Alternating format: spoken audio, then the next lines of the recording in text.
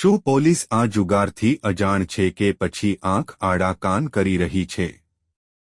બનાસકાંઠા જિલ્લામાં ઠેર ઠેર યંત્રના નામે ખુલ્લેઆમ ધમધમતો વરલી મટકાનો જુગાર. કોમ્પ્યુટર મારફતે દર 5 થી 5 મિનિટે હાજર વરલી ખોલવામાં આવે છે. ગુજરાતમાં જુગાર ઉપર પ્રતિબંધ હોવા છતાં પણ અનેક શહેરોમાં પોલીસ તંત્રની રહેમ નજર હેઠળ ખુલ્લેઆમ જુગાર ધામો ધમધમી રહ્યા હોવાની બુમરાણ. ડીસા, પાલનપુર, ધાનેરા સહિત સમગ્ર બનાસકાંઠા જિલ્લાના અનેક શહેરમાં યંત્રની આડમાં વરલી મટકાનો જુગાર ખુલ્લેઆમ ચાલી રહ્યાની લોકોમાં ચર્ચાઓ.